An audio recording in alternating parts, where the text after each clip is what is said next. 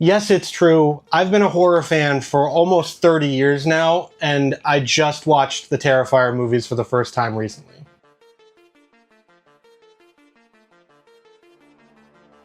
So what does it mean? Okay, how does a horror fan like this, that I know about Art the Clown, I know how popular the Terrifier movies are, and why did I wait this long, and what did I think about the movies? Well, I waited this long because I've already seen a lot of the stuff from the movies based on, my job and seeing stuff on Twitter. So a lot of these kills were not necessarily spoiled for me, but the gist of them I understood. And I understand what Art the Clown is about as a character. He's a slasher icon at this point, and he's a slasher villain. He's the only new slasher villain that we've really had in the past couple years. Outside of, movies from Halloween, we had Michael Myers make a return, but we haven't had Jason Voorhees or Freddy Krueger or anybody really come out of the woodwork as a slasher icon. And I can understand why he's popular, and I understand why these movies are popular now after watching them all the way through. I went Terrifier 1, which I had seen before, but I hadn't really watched in a long time, and I didn't really sit down and have a deep watch to it. I put it on in the background because somebody told me to. Don't do that with movies, by the way. Don't put things on in the background that you haven't seen before. Give them their own time and their own ability to sort of breathe almost. And then after that, I watched Terrifier 2, and then I watched Terrifier 3 in back-to-back days. And what did I think? Well, Terrifier 1, it's kind of hard to see how Art the Clown got to where he is today from this movie. It is a kind of a hard watch. It's a really long 85-minute movie, and I kept watching because I knew, oh, this is super popular. They're doing the Halloween Horror Nights house. Just get through it.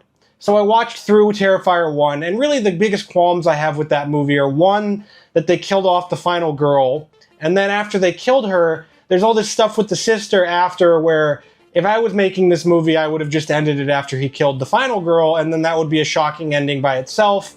I'm not Damien Leone, so he chose to do a different path there. Thankfully he did, because then we got Terrifier 2 and 3, which were much better than the first movie. Easier watches. The second movie is actually like a full-fledged movie. It has a plot, and it has characters, and it has different settings and different places that they go. Sienna Shaw is just a revelation as a final girl, as a character. Art the Clown, you really see, David Howard Thornton's sort of personality coming out as the character. But Terrifier 2, it still ended up as too long. It was just such a long movie, and there was a lot of stuff, and I know Terrifier fans out there, are going to jump down my throat for this, saying that the movie's too long, there's stuff that you could cut out, but it is a really long slasher movie that does take a while to get where it's going, but once it gets where it's going, good gosh, that movie is shocking. The bedroom kill, as people call it, or Allie's death, wow, that was something. That was shocking, and that's from somebody who's been watching horror movies for 30 years. I was kind of shocked watching that movie. I see certain things on movies, and I go, oh, but that was just a whole different level of, you can't take your eyes off of it, but you don't want to keep watching it, and it keeps going and going, and so that kill was shocking, but the ending of the movie was great. The whole thing with Sienna and her badass, Valkyrie costume with the sword and the abandoned carnival, which is one of the best sort of haunted houses I've ever seen for a carnival like that. It's crazy how long it is and how detailed everything is. It looks awesome. I wish that would be cool if that's what the Halloween Horror Nights house looked like. It's not going to quite, but we'll find out when we all get to go.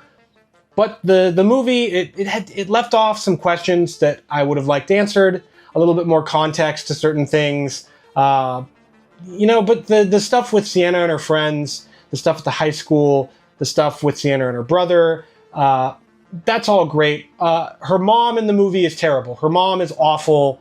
I understand, her husband died and under weird circumstances, and he was an alcoholic, all of that, abusive, whatever. But she is just, the actress dials it up past a point of no return when it's going into acting here, and just the amount that she dials it up and the anger and the rage, it's just, you have to see just as a mother, like, why would you treat your kids like this? She gets another glorious kill from Art the Clown. It's quick, but then afterwards, you know, shoving mashed potatoes in her face and all of that.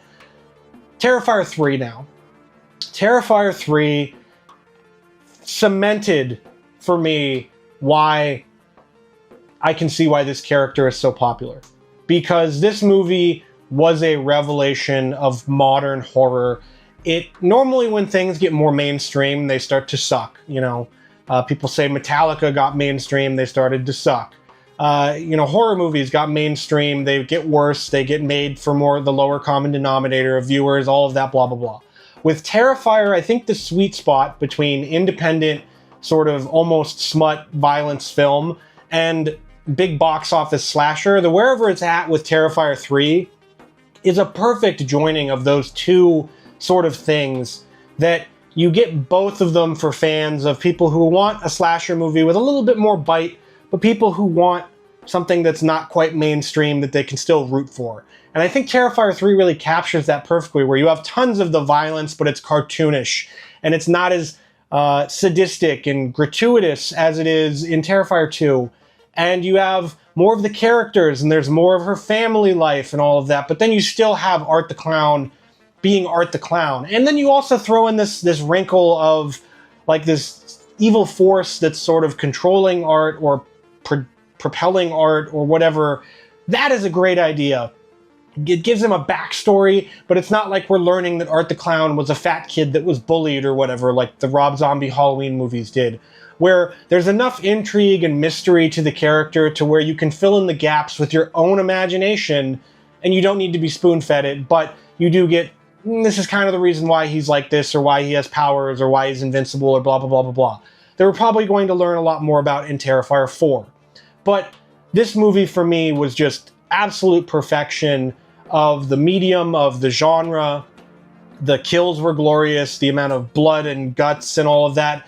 The most hyped up kill in the movie for me going into it, because this was one that I hadn't seen a lot of stuff from. I did see the scene where he shoves the pipe down Gabby's mother's mouth and puts the rats in her body, and then that scene, I was kind of expecting that to be worse than it was, and it was kind of tame from what I thought. Now, the scene where he shoves the chainsaw up someone's ass, that was hilarious. And so for people out there that are saying, oh, well, Art only does these brutal things to women, in this movie, the two people that get it the kind of worst are the Santa Claus, who gets frozen alive and then broken up, and the guy who gets the chainsaw shoved up his ass. Like, he does horrible things to everyone here, and so it feels like it's more sadistic towards everyone, but less so in a more mainstream way. That's probably why Terrifier 3 did as well as it did in the box office, in the pop culture sphere, all of that.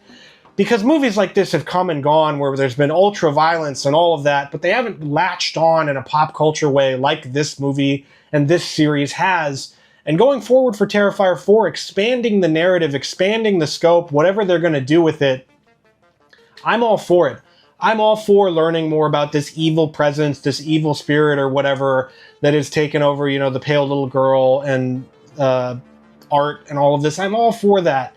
That sounds like a great expansion of the sort of lore of this series. And that is what horror has really been missing in recent years. Is, first off, we're not getting enough movies that are getting sequels to expand upon lore, but the movies that we are getting sequels to, they feel hollow. And Terrifier 2 and 3 felt like they were fuller sequels where, yes, the second movie is overly long, but it feels full. The third movie is long, but it feels full. And especially that third movie went along at a brisk pace. It felt like it came and went in less than 2 hours. So if that's how the series is going, we're in for some good eating as horror fans out there. This series feels special in that way, and I think that's why Art the Clown is sort of caught on so much as this phenomenon in culture. And, you know, you're seeing t-shirts, and he's at Halloween Horror Nights and all of that. So yeah, I'm stupid. I should have watched these movies earlier. I should have watched Terrifier 2 when it came out. I should have watched Terrifier 3 when it came out. I cannot imagine seeing these movies in a theater, in a packed theater with a bunch of people. It must have been a zoo, and it must have been awesome. So if you saw Terrifier 2 or 3 in the theater with a crowd, with a bunch of people, Let me know in the comments what it was like, because I want to hear about it. I want to hear what your experience was like with this movie, because I know there's people out there that love these movies and that want them to succeed and want people to see them.